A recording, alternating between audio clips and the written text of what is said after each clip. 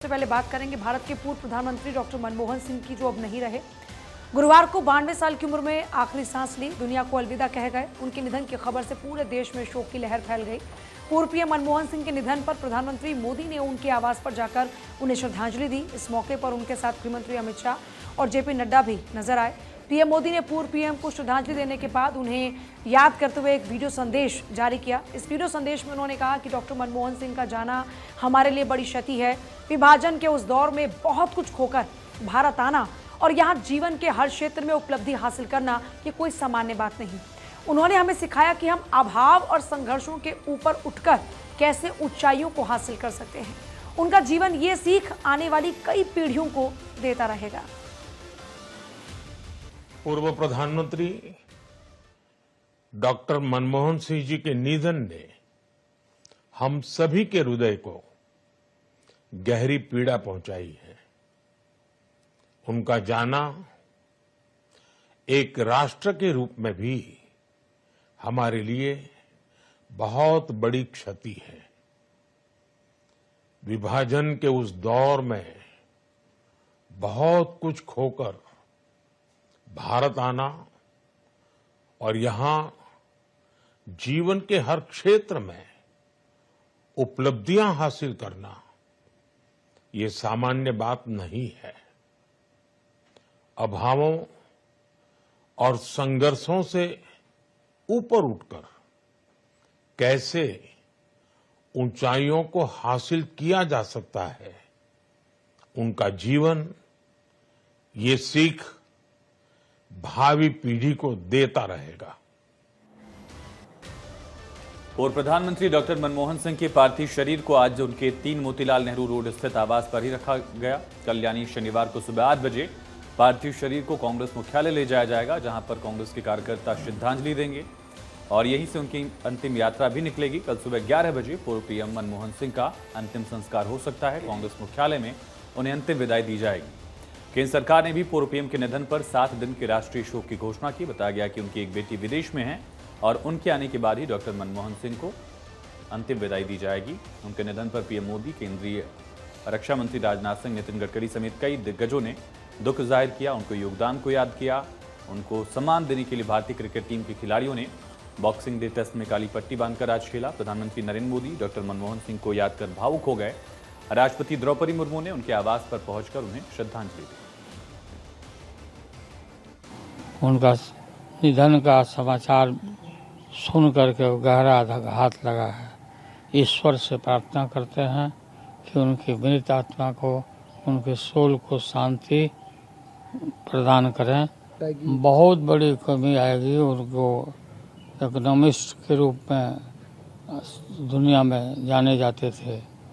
आज देश में जब जरूरत है ऐसे लोगों को, उसको कमी हुई हो गई बहुत। मनमोहन सिंह जी के निधन पर बहुत ही अफसोस हुआ। वो मेरे ख्याल में देश के पहले प्रधानमंत्री थे जो इकोनॉमिस्ट, और उनकी छाप पूरी दुनिया में पड़ी। उनके इकोनॉमिक लिबरलाइजेशन के लिए, जिससे हिंदुस्तान का इकोनॉमिक नक्शा ही बदल गया। The fact, the contributions that he has made to the country, especially during the economic liberalization that the country went through, will always be remembered by each and every Indian. So it's a great loss for the nation. We all mourn with the family members. उनका जाना एक क्षति तो है, लेकिन ये एक समय भी है इस चीज को याद करने का कि राजनीति में सोच समझ से नीति बनानी, सभ्यता से बनानी, किस आचरण से बड़े बड़े राजनेताओं को रहना, इसका एक बड़ा उदाहरण रहे डॉक्टर साहब। हे डॉक्टर मनमोहन सिंग यांना जातो। एक अत्यंत सचोटीचा, प्रामाणिक नेता, प्रशासक, अर्थशास्त्रज्ञ, जागतिक कीर्तीचा विद्वान। त्याने 10 वर्ष या देशावरती आपली छाप उमटवली। तो वहीं सोनिया गांधी, राहुल गांधी और प्रियंका गांधी वोड्रा सहित कांग्रेस के कई वरिष्ठ दिवंगत नेता पूर्व प्रधानमंत्री मनमोहन सिंह के आवास पर श्रद्धांजलि देने के लिए पहुंचे। इस दौरान मनमोहन सिंह की पत्नी गुरशरण कौर मौजूद रहीं और साथ ही साथ पूरा परिवार वहां पर मौजूद था। पूर्व प्रधानमंत्री मनमोहन सिंह का गुरुवार को 92 साल की उम्र में एम्स में निधन हो गया। तबीयत बिगड़ने के बाद गुरुवार को अस्पताल में उन्हें भर्ती कराया गया था। एम्स ने एक आधिकारिक बयान में बताया कि उन्हें शाम 8:06 पर मेडिकल इमरजेंसी में भर्ती कराया गया था। उन्होंने गुरुवार रात 9:51 पर अंतिम सांस ली। आंध्र प्रदेश के मुख्यमंत्री एन चंद्रबाबू नायडू दिवंगत पूर्व प्रधानमंत्री डॉक्टर मनमोहन सिंह को अंतिम श्रद्धांजलि देने के लिए उनके आवास पर पहुंचे। चलिए आगे बढ़ते हैं। हिमाचल प्रदेश में पूर्व प्रधानमंत्री मनमोहन सिंह के निधन पर 7 दिन का राजकीय शोक घोषित हुआ है। राजकीय शोक के चलते विंटर कार्निवल की सांस्कृतिक जो कार्यक्रम आयोजित किया गया था उसको स्थगित कर दिया गया है। विंटर कार्निवल में आज पंजाबी और हिमाचली गायकों की प्रस्तुति होनी थी, लेकिन डॉक्टर मनमोहन सिंह के निधन के बाद इसे स्थगित कर दिया गया। पूर्व प्रधानमंत्री मनमोहन सिंह के निधन से देश में शोक की लहर है। कांग्रेस समेत सभी दलों के नेताओं ने उनके निधन को देश के लिए बड़ी क्षति बताया। एक अर्थशास्त्री, वित्त मंत्री, प्रधानमंत्री के तौर पर उनके कामकाज को याद किया जा रहा है। इस बीच आम आदमी पार्टी ने पूर्व प्रधानमंत्री को महान अर्थशास्त्री, ईमानदार नेता बताया और भारत रत्न दिए जाने की मांग की। सांसद संजय सिंह ने कहा कि भारत के महान अर्थशास्त्री और प्रधानमंत्री रहते हुए देश को आगे बढ़ाने वाले डॉक्टर मनमोहन सिंह के निधन का समाचार निश्चित तौर पर देश के लिए दुखद है, एक अपूर्णीय क्षति है। उन्होंने कहा कि इतिहास हमेशा उनको महान अर्थशास्त्री और ईमानदार नेता के रूप में याद करेगा। मैं अपने और अपनी पार्टी की ओर से श्रद्धांजलि अर्पित करता हूं। संजय सिंह ने आगे कहा कि निश्चित तौर पर डॉक्टर मनमोहन सिंह जी इस योग्य हैं कि उन्हें भारत रत्न मिलना ही चाहिए। और मनमोहन सिंह के निधन की खबर आते ही लोग उनके हस्ताक्षर वाले नोट खरीदने लग गए। वित्त सचिव, आरबीआई गवर्नर और वित्त मंत्री भी क्योंकि वो रहे थे, और इस तरह वो देश के अकेले ऐसे प्रधानमंत्री थे जिनके हस्ताक्षर देश के नोटों पर थे। 1976 में वित्त सचिव बनाया गया। उन्हें 1 रुपए के नोट पर वित्त सचिव के हस्ताक्षर होते थे। मनमोहन सिंह 16 सितंबर 1982 से 14 जनवरी 1985 तक आरबीआई के गवर्नर भी रहे। 1 रुपए को छोड़कर बाकी सभी करेंसी नोट पर आरबीआई गवर्नर के साइन होते हैं। एंटिक और कलेक्टिबल्स बेचने वाले ऑनलाइन मार्केट प्लेस पर मनमोहन सिंह के साइन वाला 100 रुपए का नोट आउट ऑफ स्टॉक हो गया। सुबह ये नोट 300 रुपए में मिल रहा था और इसी तरीके से उनके साइन क्या हुआ, 1 रुपए का नोट 300 रुपए में इस वक्त मिल रहा है। तमिलनाडु में अन्ना विश्वविद्यालय की एक छात्रा के यौन उत्पीड़न के मामले में विपक्षी दलों का विरोध प्रदर्शन जारी है। तमिलनाडु भाजपा अध्यक्ष अन्नामलाई ने पहले कहा कि वो द्रमुक सरकार के हटने तक चप्पल नहीं पहनेंगे और नंगे पैर ही चलेंगे। इसके बाद उन्होंने न्याय की मांग करते हुए खुद को कोड़े से पीटा। आपको बता दें कि भाजपा ने आरोप लगाया है कि आरोपी द्रविड़ जो डीएमके है उसका पदाधिकारी है आरोपी। हालांकि सत्तारूढ़ पार्टी ने आरोपों को खारिज कर दिया है। इससे पहले अन्नामलाई ने आरोपी की द्रमुक नेताओं के साथ तस्वीरें दिखाते हुए आरोप लगाया था कि वो सत्तारूढ़ पार्टी की छात्र शाखा का अधिकारी है। भाजपा नेता ने आरोप लगाया कि आरोपी ने सत्तारूढ़ पार्टी से जुड़े होने के कारण अपराध को अंजाम दिया। उन्होंने कोयम्बटूर में संवाददाताओं से कहा कि चूंकि आरोपी द्रमुक से जुड़ा है इसलिए पुलिस ने उसके खिलाफ कार्रवाई नहीं की। चलिए आगे बढ़ते हैं। पटना में बीपीएससी के खिलाफ प्रदर्शन कर रहे छात्र प्री परीक्षा को रद्द करने की मांग कर रहे हैं। प्रदर्शन कर रहे छात्रों पर 25 दिसंबर को पुलिस ने लाठीचार्ज किया। छात्र 25 दिसंबर को बीपीएससी ऑफिस के बाहर प्रदर्शन करने पहुंचे थे और बिहार के मशहूर शिक्षक खान सर एक बार फिर से बीपीएससी के खिलाफ प्रदर्शन कर रहे छात्रों के समर्थन में उतर आए। उन्होंने पटना में जारी छात्रों के प्रदर्शन में पहुंचकर छात्रों के साथ खड़े रहने की बात कही।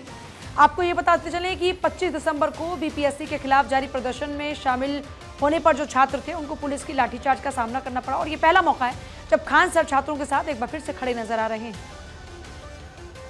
जयपुर में ब्रेक फेल होने से कोचिंग इंस्टीट्यूट की बस निर्माणाधीन पुलिया से टकरा गई। हादसे में टीचर की मौत हो गई। 10 स्टूडेंट भी घायल हुए। ड्राइवर के साथ एक स्टूडेंट की हालत गंभीर है, उसे अस्पताल में भर्ती कराया गया।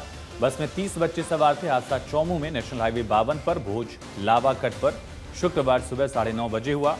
बस इटावा से चौमू की तरफ जा रही थी। इसी दौरान हाईवे पर कट के पास बस का ब्रेक फेल हो गया। बस डिसबैलेंस हुई, पुलिया से टकराई। हादसे में टीचर आनंदी लाल शर्मा की मौत हो गई। वहीं भागरोटा अग्निकांड मामले में एनएचएआई के रीजनल ऑफिसर पर गाज गिरी है। राज्य सरकार से मिले फीडबैक के बाद एनएचएआई के रीजनल ऑफिसर डीके चतुर्वेदी को हटा दिया गया। डीके चतुर्वेदी को जयपुर से हटाकर GM technical NHAI headquarter Delhi भेज दिया गया। अब एनएचएआई के राजस्थान के नए रीजनल ऑफिसर अब्दुल बासित होंगे। एनएचएआई हेडक्वार्टर में इंचार्ज सीजीएम के तौर पर तैनात अब्दुल बासित को जयपुर में रीजनल ऑफिसर के पद पर लगाया गया। सोमवार को जयपुर में रीजनल ऑफिसर का वो पदभार भी ग्रहण करेंगे। आज जांच कमेटी की ओर से तकनीकी पहलुओं की जांच के लिए मौका का निरीक्षण किया गया। 20 दिसंबर को राजधानी जयपुर के भांकरोटा थाना इलाके में अजमेर रोड पर गैस टैंकर में ब्लास्ट होने से भीषण हादसा हुआ था। कई लोगों ने जान गंवा दी थी। राजस्थान के कोटपुतली में 5 दिन से चल रहे रेस्क्यू ऑपरेशन में टीम अब भी 3 साल की चेतना तक नहीं पहुंच सकी है। पाइलिंग मशीन से बोरवेल के पैरेलल करीब 170 फीट का गड्ढा खोदा गया है। बताया जा रहा है कि रैट माइनस पाइप के जरिए इस गड्ढे में उतरेंगे। इसके बाद वो गड्ढे से बोरवेल तक 20 फीट की सुरंग खोदेंगे।